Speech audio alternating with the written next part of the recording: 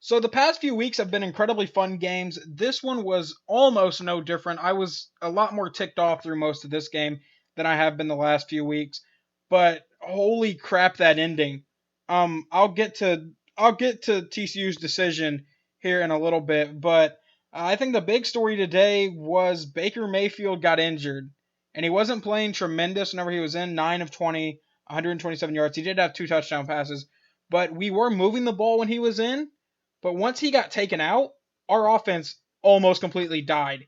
The only thing that kept our offense going was Samaje Perine. We had one touchdown in the second half, and let me look at this. It was a Perine touchdown. We had one touchdown in the second half, and it was a 72-yard touchdown run from Samaje Perine. So Mayfield got out, and our offense fell apart. And that is understandable because he is our starting quarterback.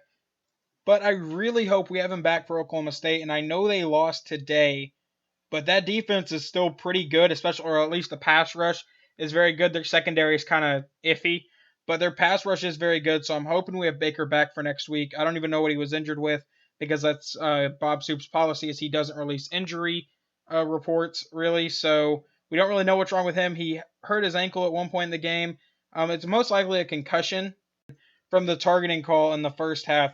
I thought after he got hit in the head in the first half, the training staff should have looked at him then, but I guess they decided to wait until halftime.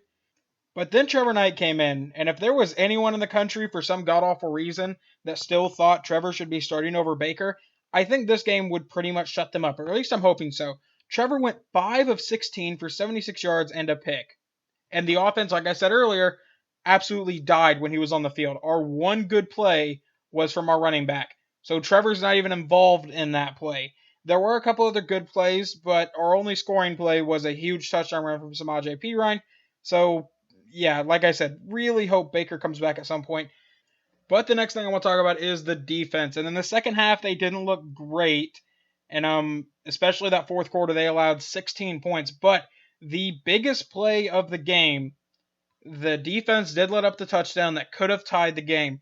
TCU probably should have kicked the extra point. You know, hindsight is 2020. But in that situation, if I was the head coach of TCU, I would have kicked the extra point. I would not have gone for two. And honestly, whenever they came out to go for two, I got terrified because they had picked apart our defense that entire fourth quarter.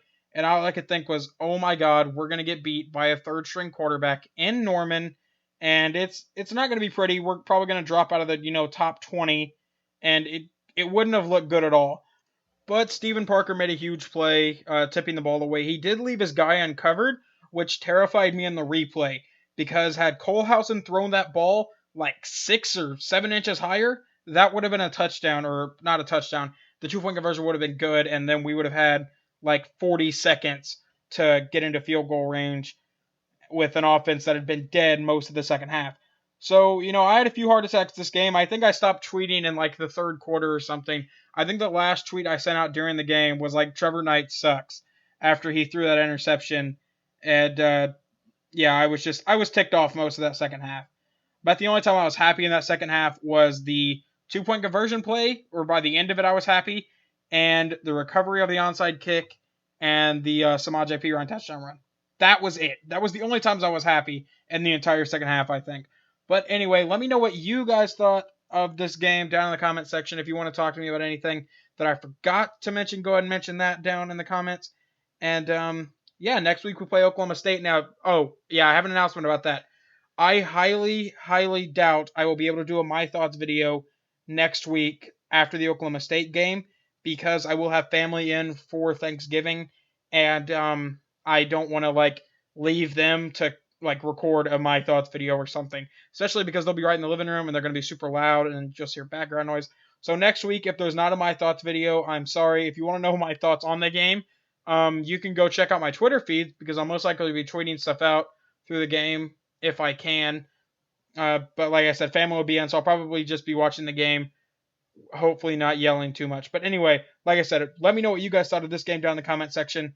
And if you want to talk about anything that I didn't mention, go ahead and mention that as well. And I will talk to you guys, I guess, at some point.